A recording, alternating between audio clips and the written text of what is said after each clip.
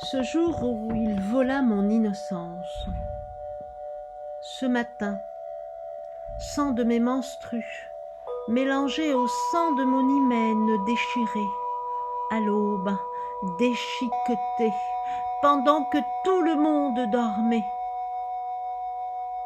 Défloration. J'ai crié. Au viol, j'ai hurlé. Un crime venait d'être commis sur mon corps, à l'aube, entre obscurité et lumière. J'ai pleuré. Rapte. Ce matin, entre chien et loup, il m'a surprise dans mon lit. J'ai crié, mais aucun son n'est sorti de ma bouche. Il se jeta sur moi, me musela et banda mes yeux. J'ai appelé au secours, mais mes mots se sont tus. Je ne l'ai pas vu, car son visage était obscurité. Je ne l'ai pas reconnu, car à la place de son visage, il y avait un sexe long, rouge et dur. Il saignait du sang blanc, bizarre. Le sang des hommes n'a-t-il pas la même couleur que celui des femmes?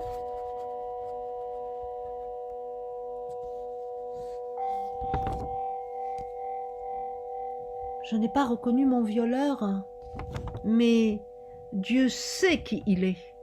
Il l'a vu, mais il n'a rien dit. Il n'a rien fait.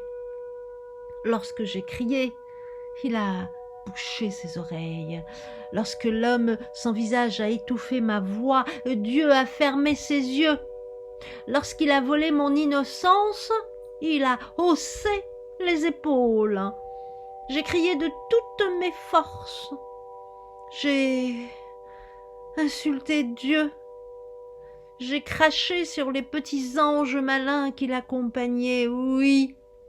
Et j'ai blasphémé, oui. Dieu a tout vu. Il n'a rien fait pour me venir en aide. Il n'a rien dit pour condamner mon violeur. Il ne l'a pas puni pour ses actes abjects. Il a assisté à la scène et il l'a laissé faire. Lorsque j'ai sombré dans l'inconscience, Dieu m'a tourné le dos et s'en est allé se reposer à l'ombre d'un palmier. Et il m'a laissé seule avec cet homme qui redoublait de férocité, violence.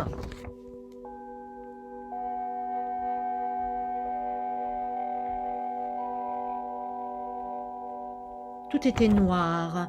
Je ne voyais pas mon agresseur, mais je le sentais. Lorsqu'il s'approcha de moi, j'ai sursauté. Lorsqu'il palpa mes seins à peine naissants, j'ai pleuré de désespoir. Lorsqu'il colla ses lèvres à mes oreilles, je les laissai faire par dépit. J'étais curieuse de savoir ce qu'il avait à me dire. J'étais avide de le démasquer. Lorsqu'il me parla, il prit la voix d'une femme. Elle me raconta ses peines, dessina ses désirs, révéla ses desseins meurtriers, cracha sur les murs de la chambre qui ressemblait à un tombeau abandonné. Dès que la voix féminine s'arrêta, l'homme s'agenouilla, me déshabilla de force et m'obligea à m'allonger sur un lit en fer gris. Je tremblais de froid, je frissonnais de peur, l'angoisse obstrua ma vue. J'ai crié, mais ma voix était silence, puis vide, total. Ma mémoire devint un non-lieu. Je ne voyais pas mon agresseur, mais je le sentais. lorsqu'il enfonça son sexe long, rouge et dur dans le fond de ma bouche, j'ai failli mourir étouffée. Je l'ai entendu gémir. Les râles qui s'échappaient de sa bouche dégageaient une odeur asphyxiante. Il ressemblait au rugissement d'un lion triomphant sur sa proie. Il m'ordonna d'avaler son sang blanc. Quelle horreur! Ce liquide visqueux avait le goût de mon destin malheureux. J'ai éclaté en sanglots. Profanation!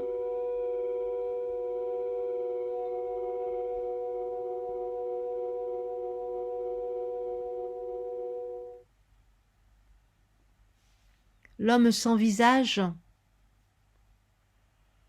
prit possession de mon corps. Il fit ses besoins autant de fois qu'il le souhaitait. Au petit matin, lorsque le muezzin appela à la prière de l'aube, il sursauta, se leva précipitamment, cracha sur mon corps, bredouilla quelques mots, fit rapidement sa prière, implora son Dieu, le supplia de lui pardonner ses péchés. Et il disparut dans la pénombre de la chambre de mon malheur. L'odeur de sa sueur acide me donna la nausée. Une douleur vive déchira mon cœur. J'ai pleuré. J'ai vu ma vie basculer dans le néant. Sur le lit de ma profanation, j'ai continué à pleurer. Je n'avais pas le courage d'affronter mon destin. Dans mon ventre, un fœtus rouge sang brandissait le sabre du jugement dernier. Un drapeau noir flotte au-dessus de nos têtes comme une épée de Damoclès. Le châtiment. Le jour du jugement dernier est-il sur le seuil de nos vies lamentables? Du sang coulait de mon sexe. Il était rosâtre. Il sentait fort. Il puait la traîtrise et la perte de mon innocence originelle.